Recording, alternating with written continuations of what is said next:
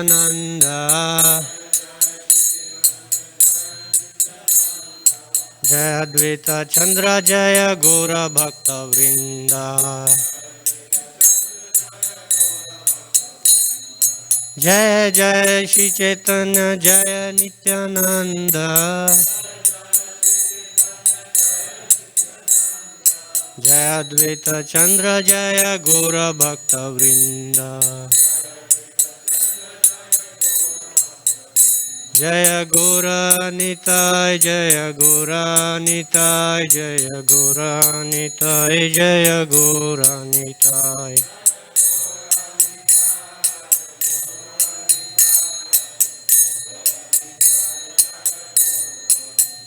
Jaya Jagannath Jaya Jagannath Jaya Baladeva Jaya Subhadra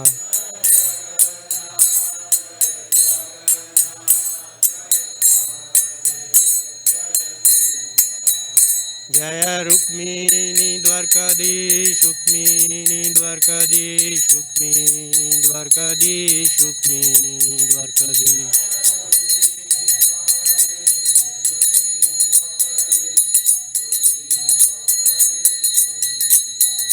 Jaya Rukmini Dwarkanath Rukmini Dwarkanath Rukmini Dwarkanath Rukmini Dwarkanath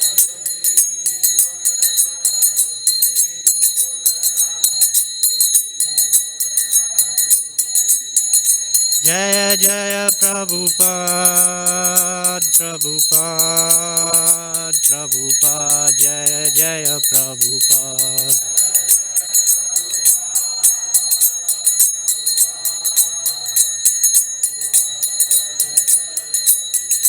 Nitai Gora Hari Bol Hari Bol Hari Bol Nitai Gora Hari Bol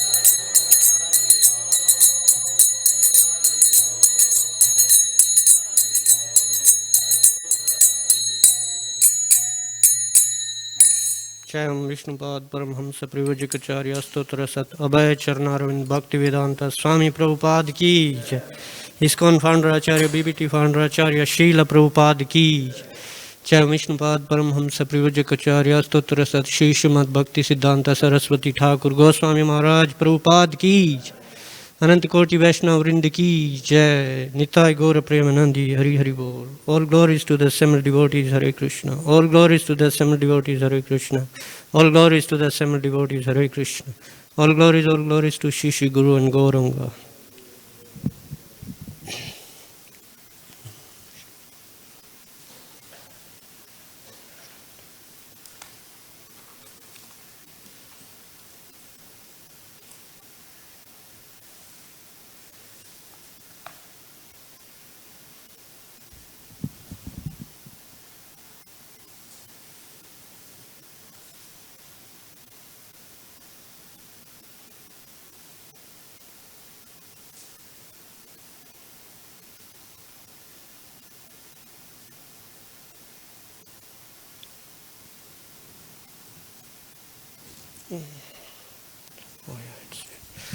Okay. We'll say the invocation. Om Jnana Timirandasya Jnananjana Shalakaya Chakshurun Militamena Tasmai Shri Guruve Namah. Jai Shri Krishna Chaitanya Prabhu Nityananda Shri Advaita Gadadhar Shivasadi Gaura Bhakta Hare Krishna Krishna Krishna Hare Hare Hare Rama Rama Rama Hare Hare. Hare Krishna. I seek blessings of all my superiors here and all the wishers and friends. So today we are reading from Teachings of Lord Chaitanya, continuing actually. Yesterday Gauranga Prem Prabhu covered many important points. So I will start from where he left.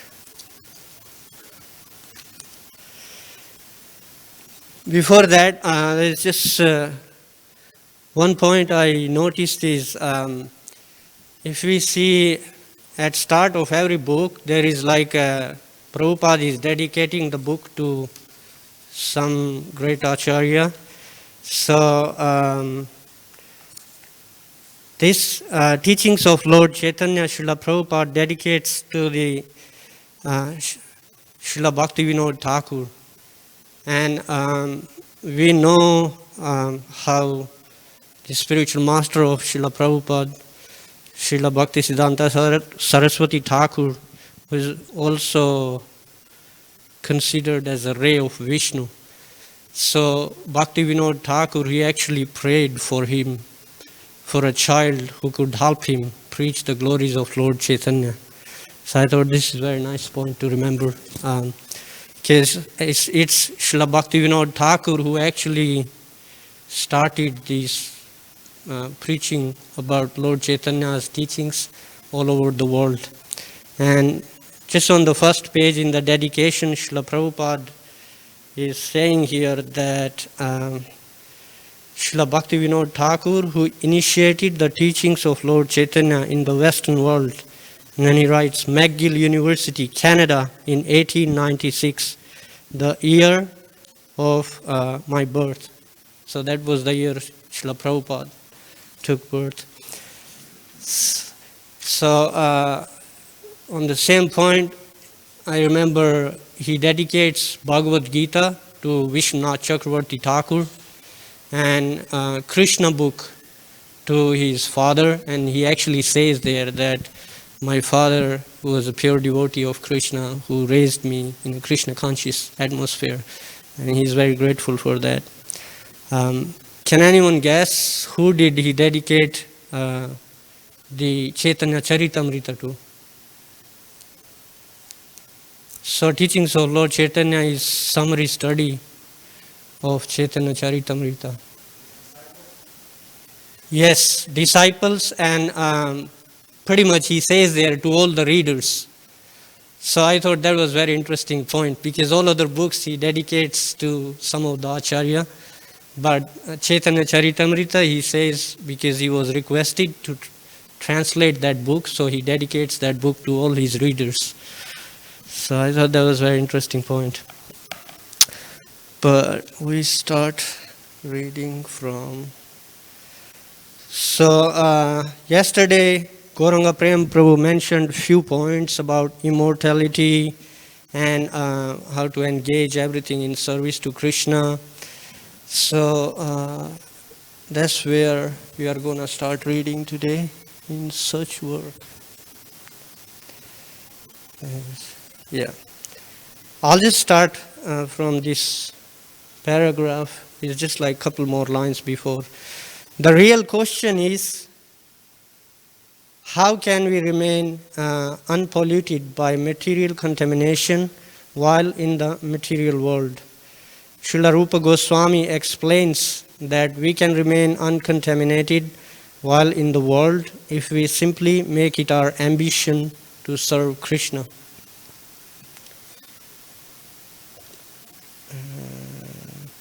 One may then justifiably ask, how can I serve Krishna?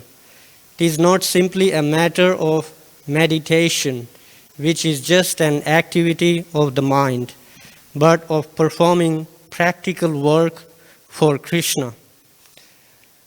So yesterday also there was this discussion about this point, how meditation is just an activity of the mind. So we can see, if we see the whole context, Srila Prabhupada is mentioning how he's indicating there are different types of meditation, and in further, as we go further in reading, we'll see he's talking about like monists and all those different kinds of spiritualists who do various meditations. But pretty much in chapter 6 of the Bhagavad Gita, it's mentioned very clearly how meditation is one of the limbs of the Ashtanga Yoga, where people are trying to engage their mind. But in Bhakti Yoga, we are engaging wholeheartedly in practical devotional service also. It's not just like meditating. And I was remembering that pastime that's mentioned in Nectar of Devotion, where there is this Brahmana and he's offering sweet rice in his meditation. And then we know the whole story, how his finger was burnt and he was like he had great symptoms experiencing that. But generally, everyone cannot just meditate in that way, and therefore, we also need to do some practical service. So gradually, we can come to those advanced conscious states where we can do those things even mentally. So I thought that was very interesting. So here Srila Prabhupada is saying that in devotional service we engage everything, our mind, body, our resources, and that way it becomes very easy to become free from all these contaminations.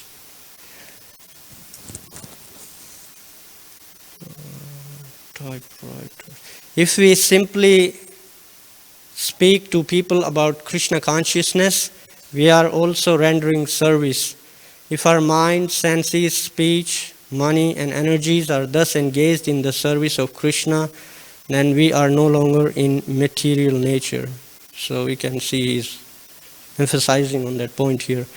By virtue of spiritual consciousness or Krishna consciousness, we transcend the platform of material nature.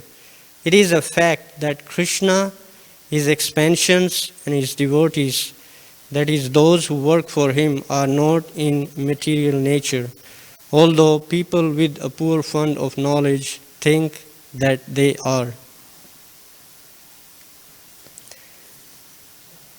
So one of the definitions of bhakti, I remember from Nectar of Devotion, is Anya Bilashita Shunyam Gyan Karmadi Anavritam Anukullena Krishnanu Silanam Bhaktir Uttama. So Lord Chaitanya, he actually came to teach pure devotional service, and that's what Srila Prabhupada is referring to here. Devotional service free from any material desires or mental speculation. In the preface, he mentions how there is no difference between teachings of Lord Krishna and Lord Chaitanya. Lord Chaitanya, he is actually giving a practical demonstration of teachings of Lord Krishna in Bhagavad Gita. So if you remember, the ultimate instruction of Bhagavad Gita was to surrender to the Lord.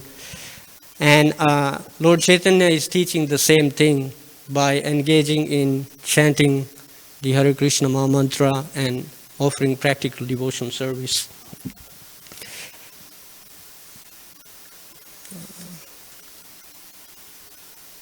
I was thinking, like, everyone had this experience when you are in a very surcharged, spiritually surcharged kirtan.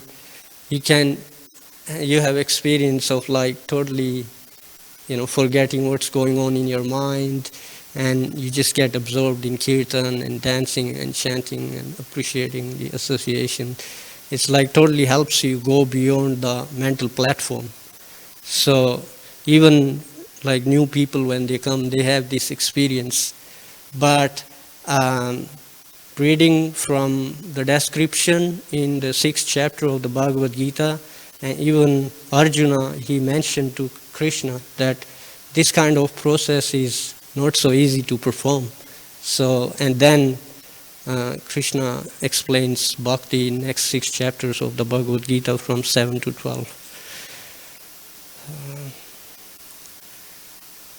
Chaitanya Charitamrita teaches that the spirit soul is immortal and that our activities in the spiritual world are also immortal.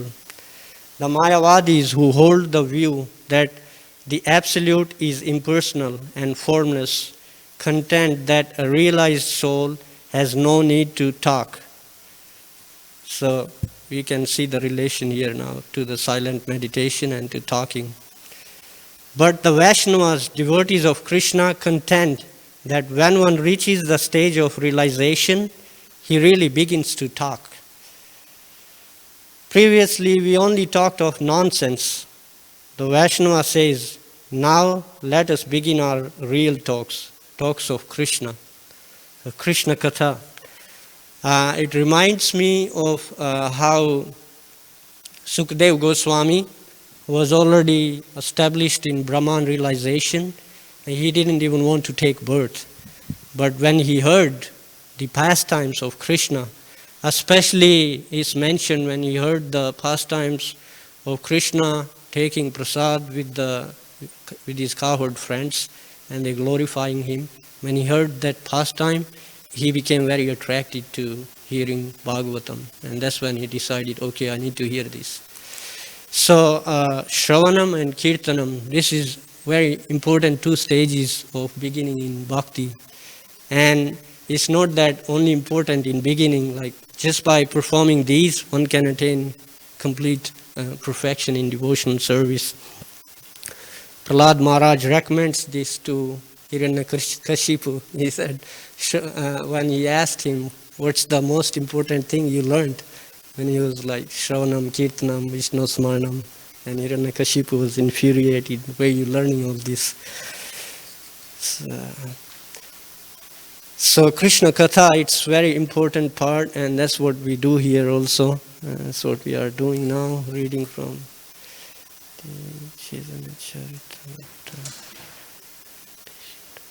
Oh yeah, so one very important point we notice in all the writings of Srila Prabhupada, he's always like giving so many evidences against Mayavad, and he's criticizing how the modern scientists, they are misleading people. So you can see suitable to his name, he's like always establishing this bhakti, pure devotion service. And this is a tradition. It's not just Srila Prabhupada doing by himself. We can see Lord Chaitanya is doing it, the Sad Goswamis, they did the same thing, and we are trying to follow in his footsteps. We're doing the same thing.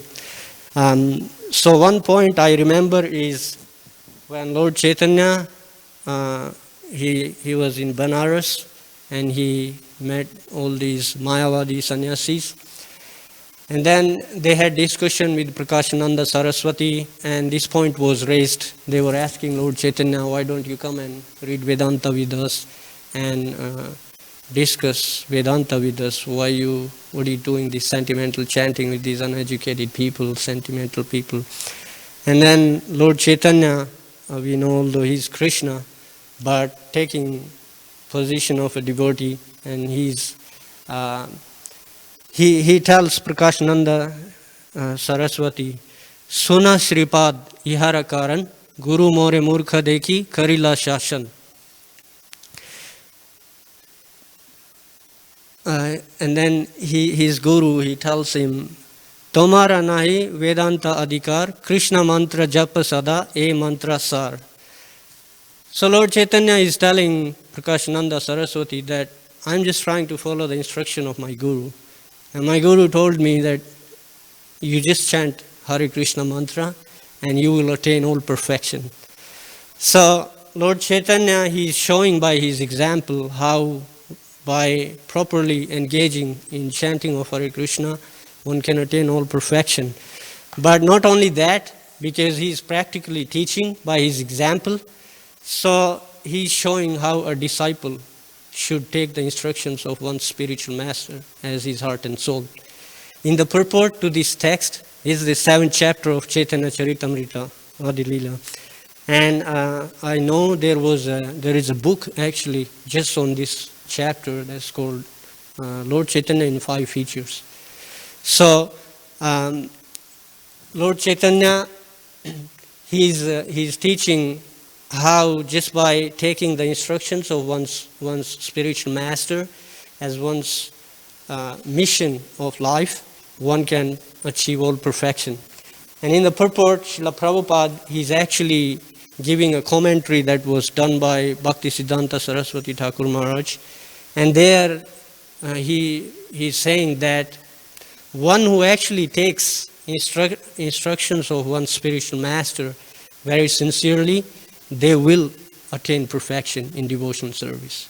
And Srila Prabhupada, I have heard a couple of talks, few occasions, he said that I have no qualifications, I'm just trying to follow the order of my spiritual master.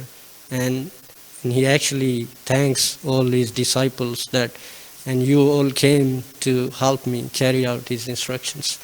So that's the mood our acharyas, Srila Prabhupada himself are setting. So one may, even when one may become very advanced, but that's all the advanced devotees' mood is that they are always like a fool before their spiritual master. So Lord Chaitanya is showing the same thing. And then the Mayavadis, all these sannyasis, they actually, there was this whole discussion, and they all became Vaishnavas through that discussion. But it's mentioned because they are performing all these like Vedic studies, so they get credit to perform some pious activity.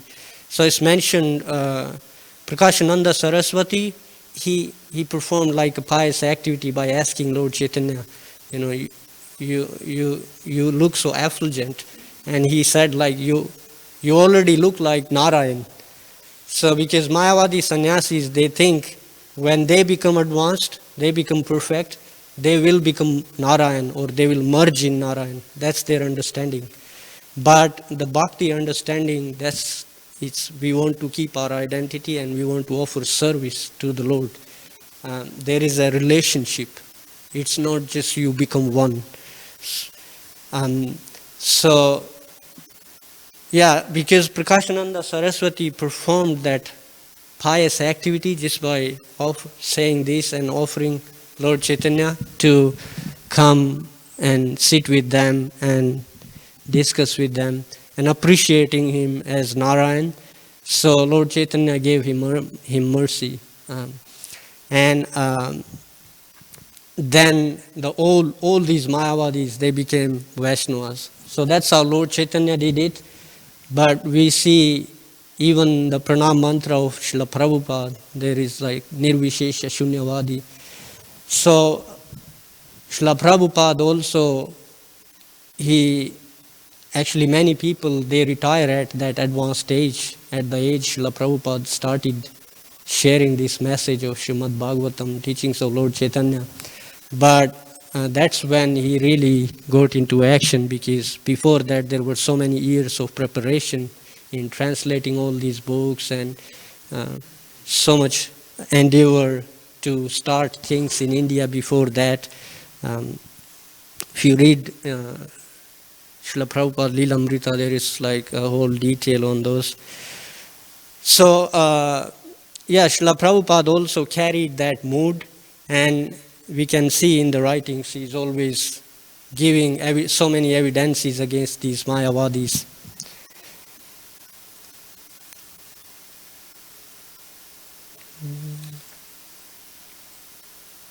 Yeah, now there will be an analogy explaining that about the Mayavadis. Previously we were, this one. In support of their view, now let us begin our real talks of Krishna. In support of their view that the self-realized remains silent, the Mayavadis are fond of using the example of the water pot, maintaining that when a pot is filled with water, it makes a sound, but that when it is filled, it is unfilled. When it is not filled, it makes no sound. But now Srila Prabhupada is saying, but are we water pots? How can we be compared to them? A good analogy utilizes as many similarities between two objects as possible.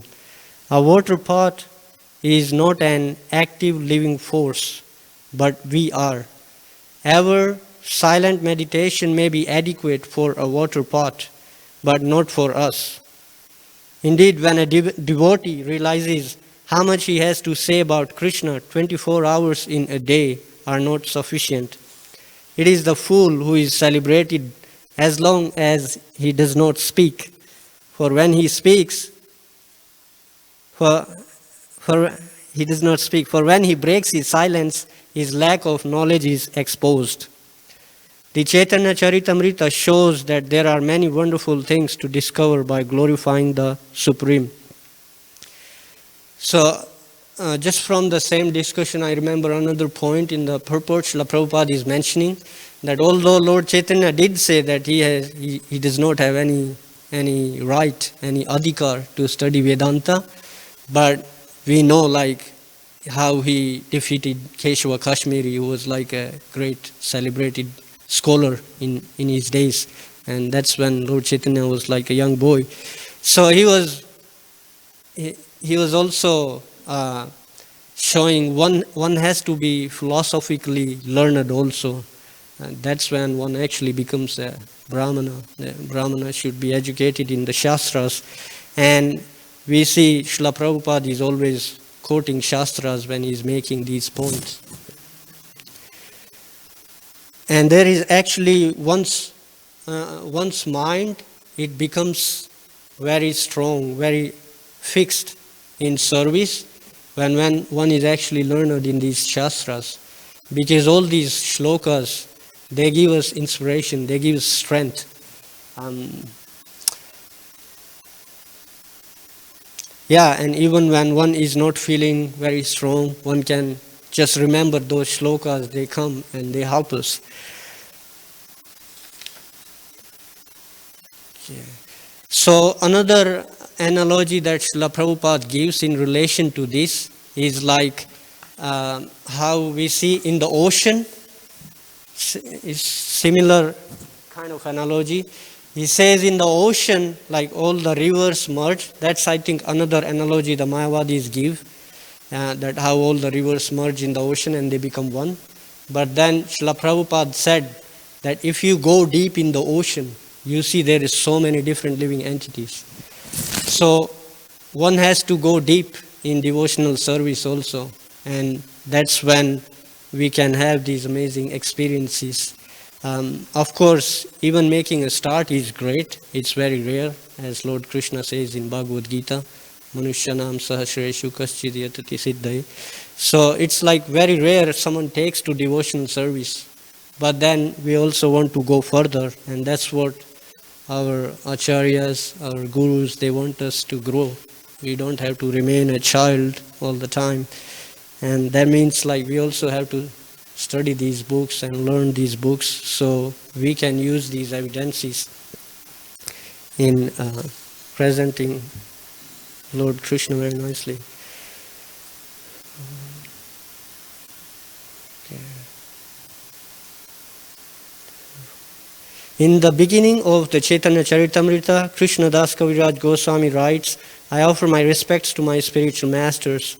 He uses the plural here to indicate the disciplic succession. He offers obeisances not to his spiritual master alone, but to the whole parampara, the chain of disciplic succession beginning with Lord Krishna himself. Thus the author addresses the Guru in the plural to show the highest respect for all his predecessor spiritual masters. So, I'll finish here. After offering obeisances to the disciplic succession, the author pays obeisances to all other devotees, to the Lord himself, to his incarnations, to the expansions of Godhead, and to the manifestation of Krishna's internal energy. Lord Chaitanya Mahaprabhu, sometimes called Krishna Chaitanya, is the embodiment of all of these. He is God, Guru, devotee incarnation, internal energy, and expansion of God. As his associate, Nityananda, he is the first expansion of God. As Advaita, he is an incarnation as Gadadhar. He is the internal potency. And as Srivas, he is the marginal living entity in the role of a devotee. Thus, Krishna should not be thought of being alone, but should be considered as eternally existing with all his manifestations, as described by Ramanujacharya. In the Vishishta Advaita philosophy, God's energies, expansions, and incarnations are considered to be oneness in diversity. In other words, God is not separate from all of these. Everything together is God.